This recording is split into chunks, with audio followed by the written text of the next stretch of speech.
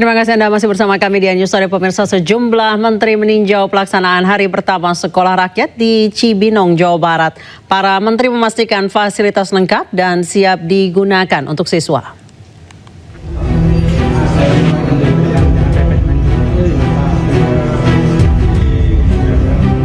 Menko Pemberdayaan Masyarakat Muhaimin Iskandar dan sejumlah menteri meninjau pelaksanaan sekolah rakyat hari pertama di Cibinong, Jawa Barat. Pembukaan masa pengenalan lingkungan sekolah ini dipusatkan di Sekolah Rakyat Menengah Pertama 10 Kabupaten Bogor di Sentra Terpadu Inten Suwono, Cibinong, Kabupaten Bogor, Jawa Barat. Pembukaan masa orientasi ini juga dilakukan serentak di 63 titik lainnya di seluruh Indonesia. Para murid juga akan menjalani cek kesehatan gratis, kedisiplinan, tes talenta DNA, hingga pengenalan kartu siswa. Menggunakan gedung pemerintah maupun pemerintah daerah yang dinyatakan layak oleh PU. Itu dulu prinsipnya itu. Jadi di sekolah rintisan ini memanfaatkan gedung yang sudah ada, baik milik pemerintah atau kementerian, lembaga maupun untuk milik pemerintah daerah. Nah, setelah itu kami kirim surat ke Kementerian PU, oleh PU disurvei. Nah, kelayakannya seperti apa dan kira-kira kapasitas muridnya berapa. Seperti di sini kita terima 100 itu karena hasil rekomendasinya Kementerian PU. Sementara itu, Menko Pemberdayaan Masyarakat Muhaimin Iskandar menilai bahwa seluruh fasilitas yang ada sudah lengkap dan layak untuk digunakan. Semua lengkap. Pak Mensos telah menyediakan semua asrama, tempat tidur, kamar, UKS, OSIS, tempat laboratorium lengkap. Laboratorium akan selengkap-lengkapnya, perpustakaan, kelas. Yang paling penting modul pendidikan yang komputerized sudah siap. Total ada 100 titik lokasi rintisan sekolah rakyat yang mulai beroperasi di seluruh Indonesia pada tahun ajaran 2025-2026. Dari Cibinong, Kabupaten Bogor, Jawa Barat, Jessica Winoto, Leman, iNews melaporkan. Presiden Prabowo Subianto mendirikan sekolah rakyat gratis untuk keluarga tidak mampu di Indonesia. Prabowo berharap anak-anak Indonesia lebih sejahtera dan sukses di masa depan. Sekolah berasrama untuk keluarga yang paling tidak mampu. Karena saya bertekad untuk memutus rantai kemiskinan. Kalau bapaknya pemulung, anaknya tidak boleh jadi pemulung. Kalau bapaknya tukang beca, anaknya tidak perlu harus jadi tukang beca. Kalau bapaknya susah, tidak punya penghasilan yang cukup, anaknya tidak boleh terus. Untuk itu tidak ada jalan lain. Kita harus berani. Siapa berani menang, berani benar berhasil.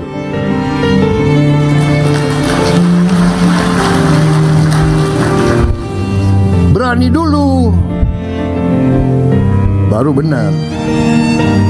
Setelah berani benar, baru berhasil. Harus berani dulu. Ya.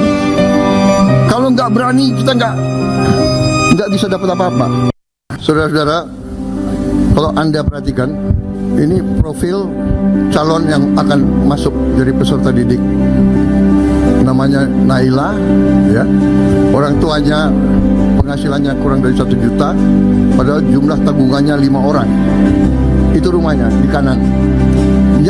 Yang menarik bagi saya, rumahnya seperti ini, Naila masih bisa senyum.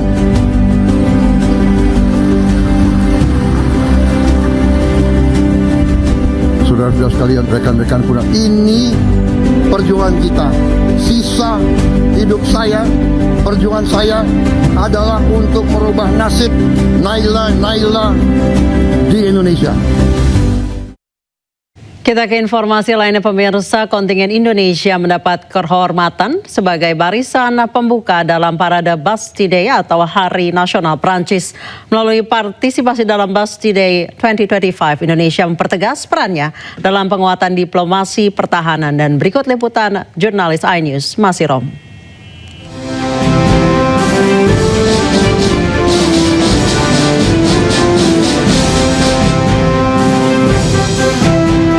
Pemirsa, saat ini saya sedang berada di Paris, Prancis untuk mengikuti perayaan Bastille Day atau Hari Nasional Prancis.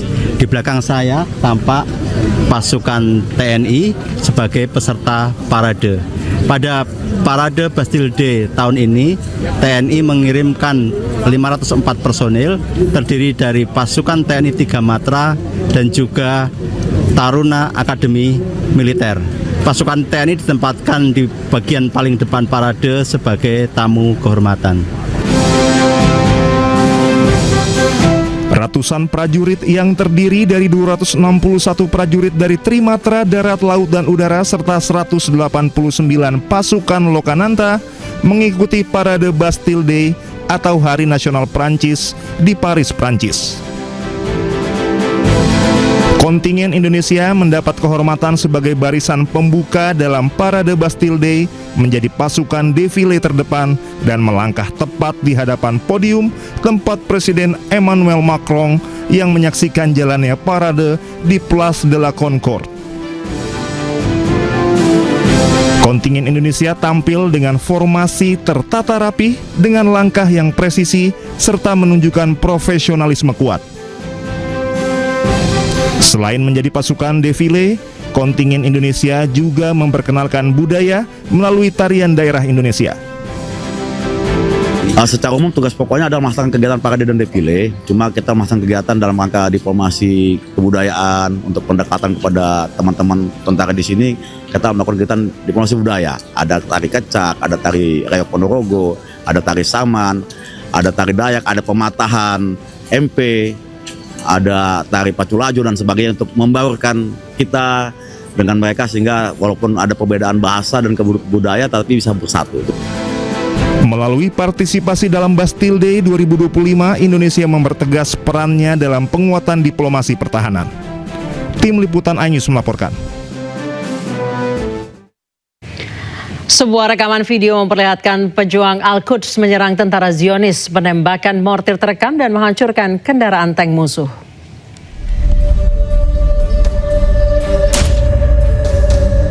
Sebuah video berdurasi 1 menit 47 detik memperlihatkan pejuang dari Al-Quds merencanakan dan menyiapkan penyerangan ke pos tentara Zionis Israel. Satu persatu mortir disiapkan dan diluncurkan. Pos musuh yang sudah diincar pun terlihat hancur karena serangan mortir. Selain pos yang dikuasai tentara Israel, pejuang Al-Quds pun menyerang musuh di kerumunan dan kendaraan mereka, jalur pasokan di kotak Khan Yunis. 27 warga Palestina dilaporkan tewas dan lebih dari 180 orang terluka pada hari Sabtu di dekat pusat distribusi bantuan di utara Rafah, Gaza Selatan. Insiden terjadi saat warga sipil berkumpul untuk menerima bantuan kemanusiaan.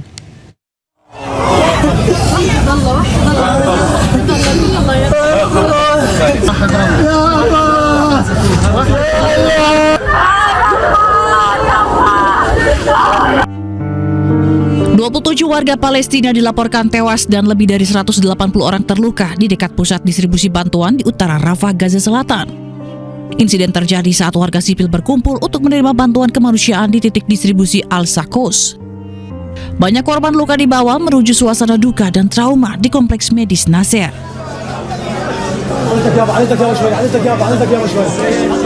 Warga sipil menangisi jenazah kerabat mereka, sementara yang lain menggambarkan keputusasaan yang semakin besar yang dihadapi keluarga di tengah kekurangan makanan, air, dan obat-obatan yang meluas.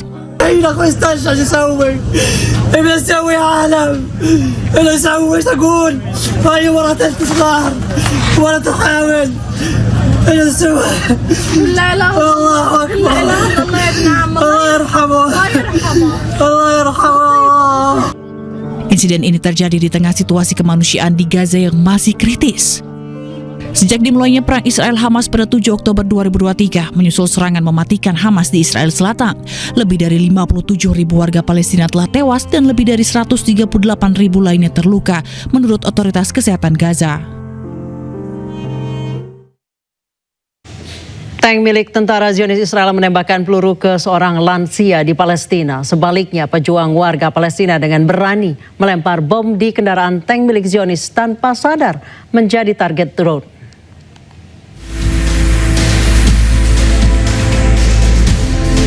Tank milik tentara Zionis Israel menembakkan peluru ke seorang lansia Palestina yang tidak bersenjata. Terlihat lansia itu berusaha melarikan diri untuk menyelamatkan nyawanya di kota Khan Yunis.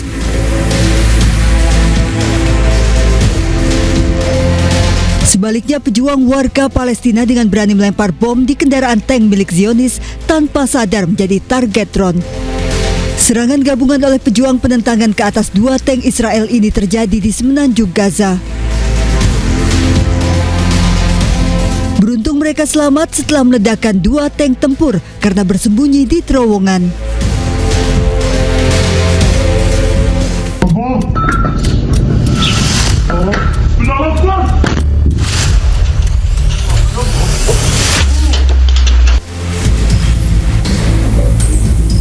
Pejuang Palestina juga berani melawan tentara Israel dengan mengebom kumpulan tentara dan kendaraan musuh dengan mortir kaliber berat. Mereka juga menguasai drone Zionis saat menjalankan misi intelijen di wilayah Khan Yunis. Peristiwa ini menggambarkan kebrutalan tentara Israel yang selalu menyerang warga sipil, namun pejuang Palestina tak bersenjata api malah berani melawan tentara Israel.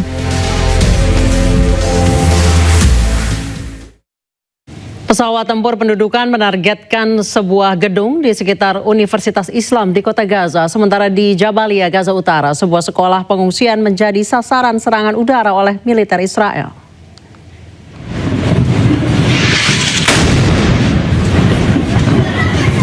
Rekaman video menunjukkan dahsyatnya ledakan bangunan di kota Gaza. Pesawat tempur pendudukan menargetkan sebuah gedung di sekitar Universitas Islam. Kepulan asap membumbung tinggi disusul dengan tangisan dan teriakan warga.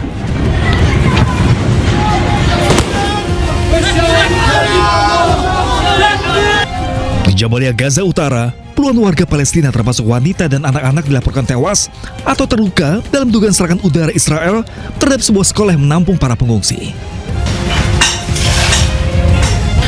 Kerusakan parah terlihat di sekolah Halim Al-Sadiyah, sementara warga berupaya membersihkan puing-puing dari lokasi kejadian.